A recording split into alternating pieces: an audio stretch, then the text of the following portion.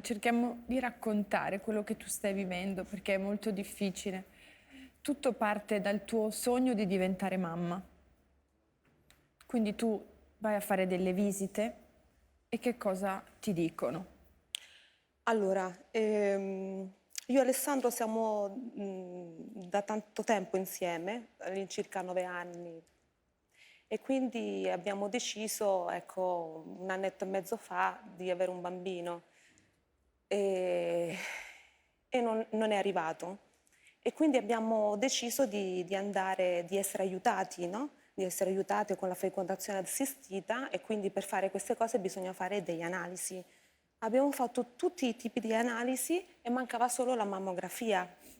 Solo che la mammografia era un po' di anni che non lo facevo perché con il Covid, quindi erano già da 2 anni, poi si è messo il Covid e quindi 4 anni che non mi controllavo il seno.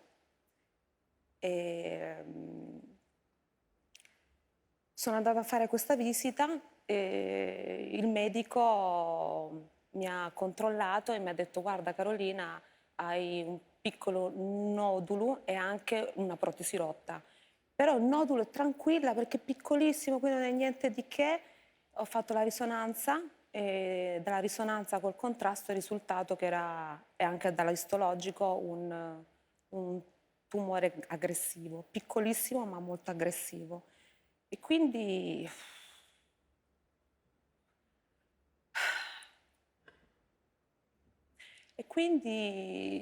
è stato come un fulmine eh, che mi ha trafitto, ecco, nello stomaco. Perché, perché per me mancava solo quell'esame della mammografia ero contenta perché dovevo pensare a fare il bambino. Infatti, quando mi hanno comunicato che avevo il tumore, io sono scappata dall'ufficio, stavo in questa clinica e stavo con mia madre e mio compagno e io sono scappata perché avevo capito che avevo il tumore. Vedendo la faccia dei medici, sono scappata e sono andata nel bar della clinica a piangere fuori. Quindi è venuta mia madre, mi ha calmato, io non lo volevo accettare. È uscito mio compagno e il mio compagno mi ha detto: Carolina, adesso dobbiamo entrare dentro, dobbiamo affrontare tutto. E io mi ricordo che io ho detto queste parole: ma io non ho tempo a avere un tumore, io non ho tempo, perché io devo fare un figlio.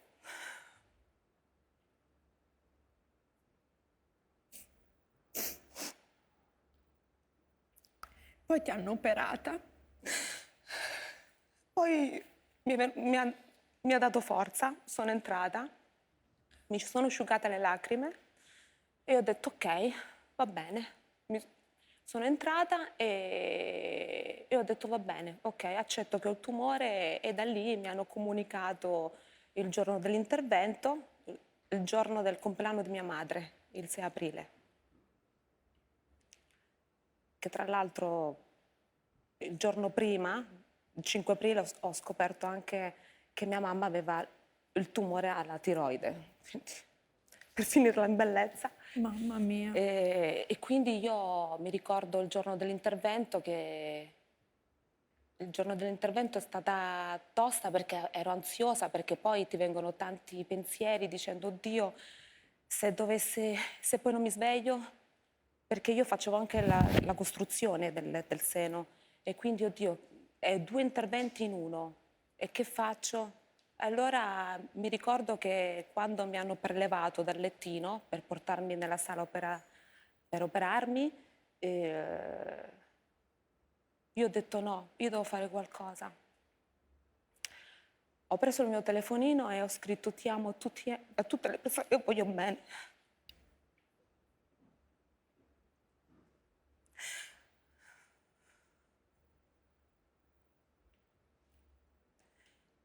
Quindi, però fortunatamente mi sono risvegliata e quindi l'intervento è durato 8 ore e ringrazio a Dio che mi ha dato un'altra opportunità di quello di svegliarmi quello di andare avanti, di lottare. E ringrazio tanto perché quando è arrivato l'esame istologico di mia madre non doveva fare né chemio, non doveva fare radio, e quindi lì in quel momento mi è venuta una forza pazzesca, Silvia, e ho detto io posso affrontare qualsiasi cosa adesso. Però poi è arrivato il tuo esame istologico e quindi hai dovuto iniziare la chemioterapia. Oltretutto una chemioterapia molto pesante. Allora, quando è arrivato l'esame istologico mio, io ero convinta che non, ero convinta tutto a posto, tanto il tumore è piccolino, quindi figurati se è attaccato linfonodo, sentinella, sai, ignorante su questo tema. Io ho detto sì, dai, mi sono autoconvinta perché bisogna essere positivi. È arrivato l'esame istologico, io sono andata dopo un mese, sono arrivata ai gemelli davanti al professore, lui serio, a parte che capivo io, no? Quando era... Però lui, il professore, è sempre stato serio. E quindi ho detto, ma vediamo, siediti Carolina, tranquilla. Carolina, allora devi fare la chemio per 6 mesi. Io ho detto, cosa? Io ho fatto... La prima cosa che mi è venuta in mente, ho detto, è la chemio biologica, perché sapevo che la chemio biologica non facevano cadere i capelli. Io ho fatto, no, devi fare la chemio rossa. Io ho detto, ah... Non erano tanto per i capelli, era perché avevo paura. Oggi a che punto sei? Allora, oggi ho finito le rosse e ho iniziato le bianche, ne ho fatte 3, mi mancano 9 e io finirò tutto il 10 novembre. E il 10 novembre farò una di quelle feste.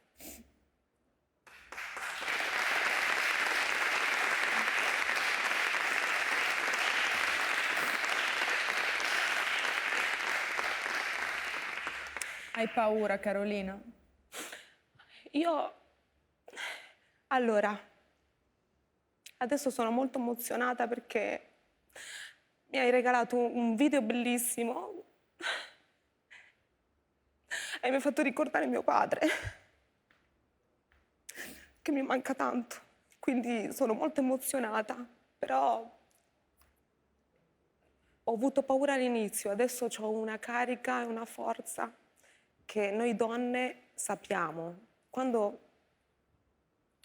si presentano delle cose così, nemmeno io sapevo di avere una forza del genere. Perché poi ho pensato, Carolina, che vuoi fare? Vuoi metterti a piangere a letto? Piangerti addosso? E stare triste? Depressa? E tutto il resto? No. Io ho detto no. Affrontiamolo. Ma perché non lo possiamo affrontare con coraggio, con dignità, con simpatia? Cioè, fai le cose che facevi prima, tranquillamente, con tanta semplicità. Io non devo dimostrare niente a nessuno. Però tu ora sei questa. Quando mi dicono, Carolina, non ti metti la parrucca? Sì, ogni tanto me la metto. Ma adesso che c'è un po' di calori, nel senso le punture che mi fanno mi creano un po' di calori, quindi magari la parrucca ogni tanto me la metto, ogni tanto no, pizzica, il turbante non mi piace, io mi piaccio da pelatina. Io sto bene anche C'è così. un musino, tu Perché io meraviglioso. adesso sono così. Tanto poi i capelli crescono. Quindi è il mio momento. Il momento adesso sono pelatina. Poi quando cresceranno i capelli è un'altra cosa, ma la cosa importante è quello che ho dentro. E in questo momento ho capito veramente chi mi vuole bene, perché davanti a una cosa importante capisci veramente chi ti vuole bene.